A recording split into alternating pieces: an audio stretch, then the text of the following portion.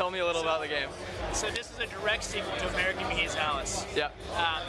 It was done 10 years ago by the same creative team, the creative director, American McGee, and the writer and executive producer, R.J. Berg. Both those guys are back. They've started their own studio in Shanghai, and they're creating a new Alice for a new generation. Hold up here. Stop. For a new generation. The first thing, we're bringing it to the consoles for the first time. And one of the amazing things they've done is that instead of going for a photoreal look, they've actually made it feel like you're jumping into a living painting. So all the original characters are back, but over the course of the game, what you're doing is you're jumping back and forth between the gritty, depressing, sad reality of Alice's life in London and her fantasy escape world inside her head, which is Wonderland. Is the gameplay different between those two areas, or is it? Oh yeah, very much so. London is much more about gaining a story and meeting characters and learning things about your past. And then as you travel into Wonderland, Alice is using Wonderland as a tool to discover the truth about the mystery of her parents' death. So 10 years ago, her entire family died in a fire. She was the only survivor. So she is obviously a messed up, sad individual. She was put in an asylum, wrecked with visions and insanity. So now she is using Wonderland. It's really a murder mystery, if you will, where she is unlocking clues from her own memory about her past to try to learn the truth behind her parents' death. So because we're in Wonderland, she becomes a fantasy version of herself, a superhero, if you will. She can jump, fly, she can shrink at will, and when she shrinks, she actually has the ability to see things in the environment that she can't see when she's fully grown.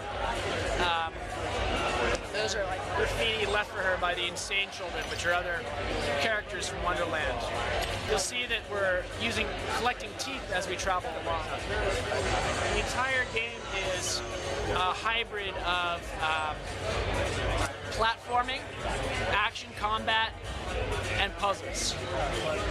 And so why we're gathering teeth is that Peter's actually gathering those to upgrade his 4 key weapons, which you're about to see. We're going to jump into some combat in a second. And what are those weapons? So the classic is her Vorpal Blade, which returns from the original Blade game. So that's a light melee weapon, very fast, very powerful.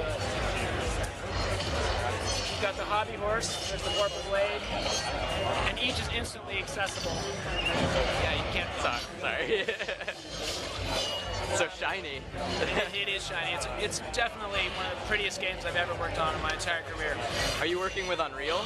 It looks the Unreal Engine. It is Unreal, but they've made some impressive stuff with Unreal. It's amazing to see what they've done with it. She's got her Hobby Horse, which is a toy from her childhood. A simple pepper grinder becomes an automatic weapon, and she's got a teapot cannon, which you can use for long, explosive attacks. So some of those enemies look pretty gruesome there. Yeah, it's a mature-rated game again. You'll see, one of the details that I love is that, like, the card guards actually have their suits carved out of their chests and drilled into their skulls. So, because we're looking at a later section of Wonderland, as you go through the game, Wonderland becomes more and more disturbed and corrupted as Alice becomes more and more disturbed and corrupted in her head. So as she gets more distressed, Wonderland becomes creepier and creepier and creepier. Each enemy is also a lot like a puzzle. So what Peter's trying to do is discover the vulnerability of each different type, open up its weakness, and then exploit that.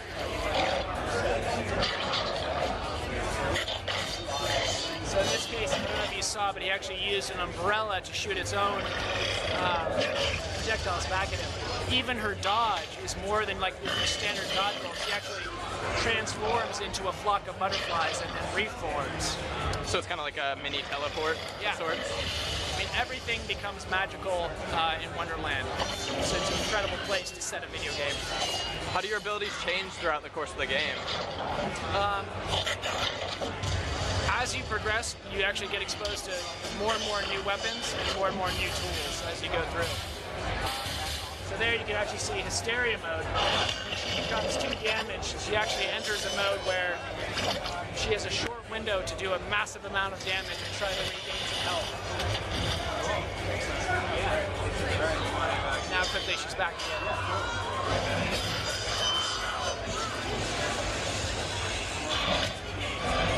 So how long has this been in development? It's been developed for over 2 years, again with Spicy Horse in Shanghai. I was talking about the overarching theme of Wonderland being a murder mystery. So one of the things you're doing is you're actually collecting memories and little bits of information from her past. And you'll hear a character from her past giving you a clue, something about her memories that's useful to her to help her with the mystery. Other than the original game, what were some of your inspirations while working on the title? I think the reason that people are so obsessed with this version of Alice is Alice, obviously, as you can tell by the movie and all the incarnations of things that do, has an incredible appeal in general in culture about a disturbed girl. But the great thing about this is that American and RJ have a real appreciation and love of the original fiction. For someone who actually takes the time to read the books and know the literature, there are massive numbers of references to things in the book, and they really treat it with admiration and sensitivity, the original story. But one of the things that they're definitely not doing is sticking to the vanilla Disney interpretation of Alice. Clearly. They made an interpretation one way, and they're really interested in taking this to a darker, more adult place than Disney was. So one of the things, as we've been traveling through this level, Alice has been continually harassed by a giant card guard called the Executioner, who's been tormenting us throughout the level. You should see him right here.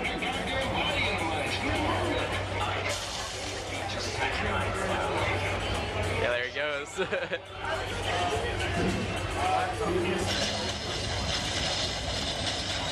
But for fans of the original fiction or anyone who has any basic understanding of Alice, you remember that not only does she shrink in the game, but she has some other tricks up her sleeve. Is that a bit of a Portal reference there with the cake? There's lots of references all over the game. In fact, I think that there are going to be almost book clubs or blogs of people talking about all the subtleties of, you know, what do the symbols mean on her dress? You know, what does that reference refer to? There's a very deep literary care put into the story of this game that I think people are going to be talking about for a long time. Very cool. Yeah. So that's our taste for today. Any other questions I can answer for you? When will the game be available? Late spring. Late spring? Excellent. Well, thank you so much. Yeah, appreciate it.